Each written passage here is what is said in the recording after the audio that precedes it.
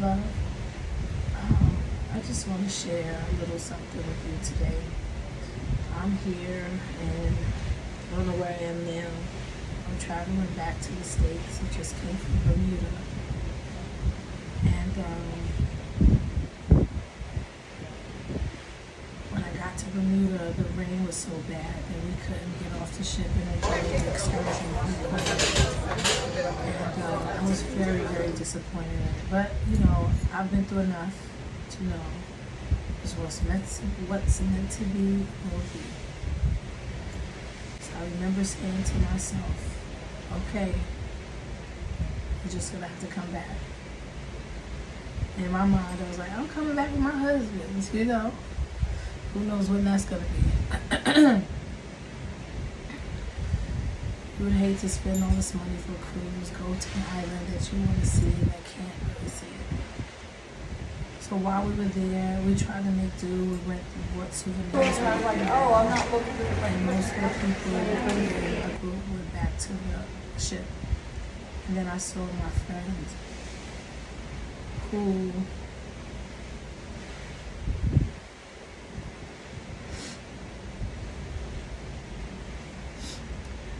was a cancer patient like me.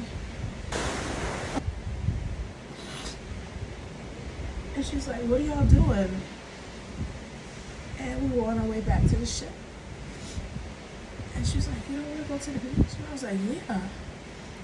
And I said, but I guess we gotta get a cab, and I'm down, let's do it.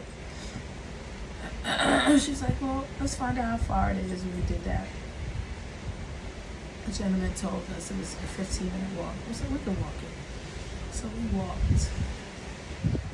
They told us 15 minutes. We walked an hour and we hadn't met the beach yet. We saw a guy on a bicycle. We asked him and he told us where it was, how long it would take. And then another gentleman pulled up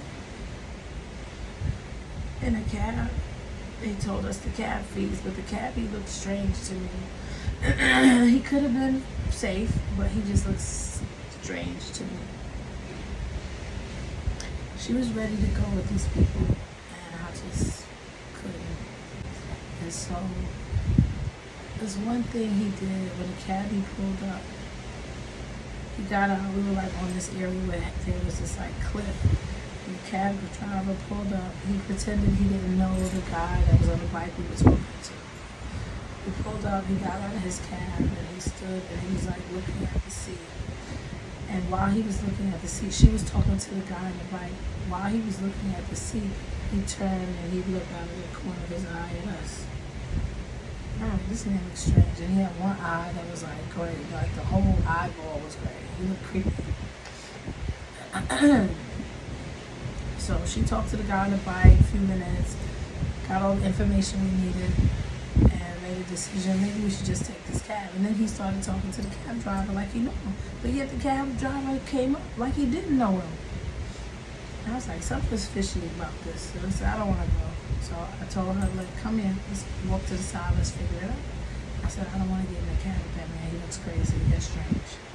She said, okay, let's walk. So we walked. It was probably going to be another half hour. And we had to be back on the ship by a certain time. We didn't really know if we were going to make it because the road was winding. It was hilly. So this man pulls over. And I forgot what he said, but he asked him, where we going? Do we need a ride? And so I looked at him and I was like, I need to get to this beach. We didn't walk an hour to not see this beach and go back on the ship.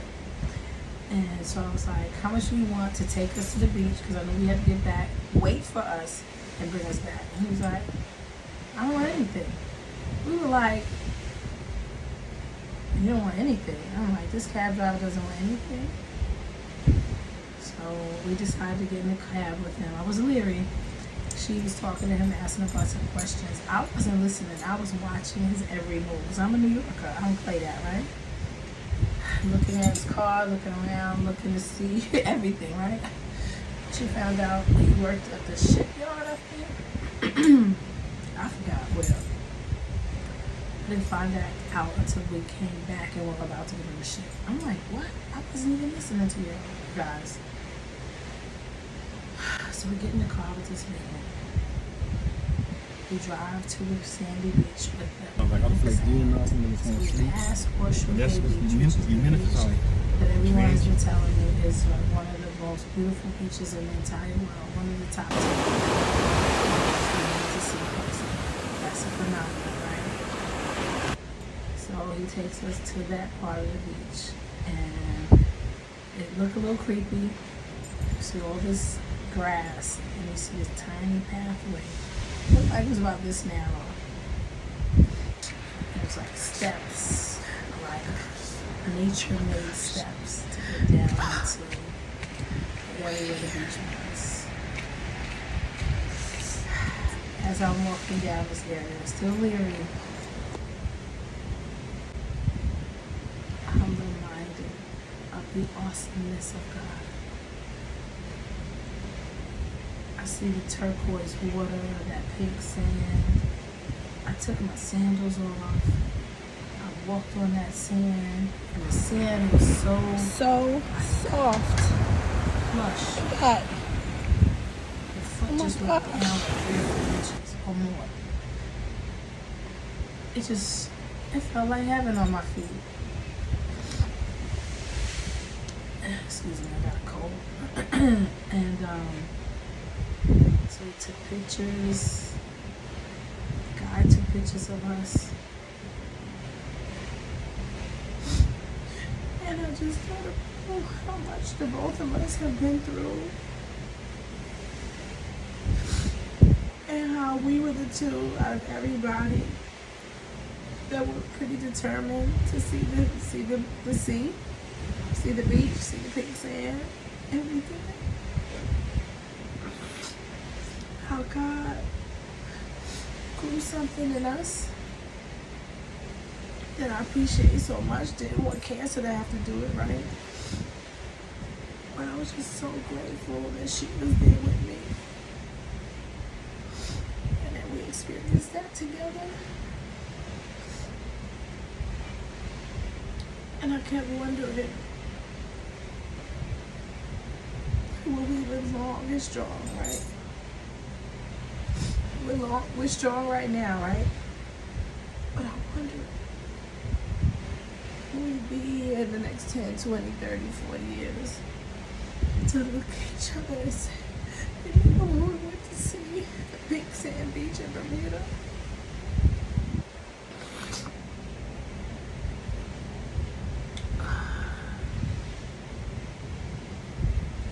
Look what God has done in us. That we are courageous enough, adventurous enough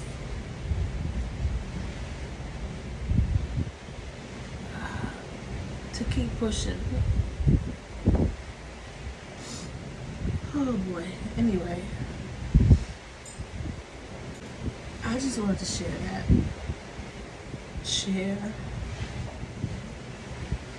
what God did in my life this week. And I want you to be reminded that if there's anything that you want, that God is destined for you, it's going to be happen.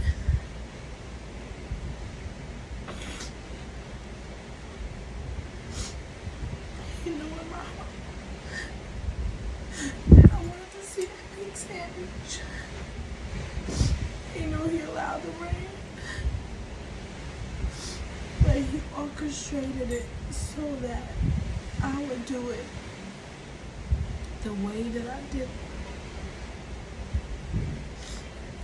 And know that it was Him. So I encourage you, just trust God. If it's for you, He's going to do it. Okay? Don't get weary. Because if it's not for you, it's not going to happen. If it is, it will be Him, and look for that. I didn't know it was God. I actually did step out on faith. I kept saying to myself, you know, you're here. You have an opportunity. Take this opportunity. I've got you. If something happens, you and her could beat this man down. Before we got in the car, I said, listen, if this man's crazy, what we gonna do? She said, I got my phone, I got my umbrella. She sat in the back, I sat in the front, and I watched him the whole time.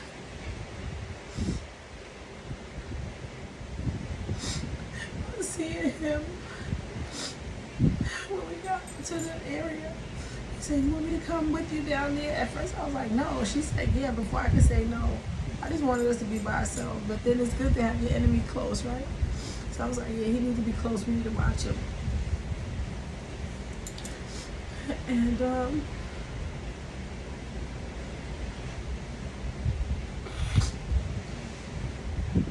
saw how he took care of us. Took pictures of his patient. Oh, stand here, and he would just smile. Didn't want anything. And I asked him, I said, do you have daughters? He said, yeah, I have one. She's 31. I said, so you understand? You care about your daughter, you love her, you don't want anything to happen to her, so you're taking care of us. Like, with your own daughter, right? He's taking. So we're God's daughters, right? He's taking care of us through that man. Oh, excuse me, that thing messed me up.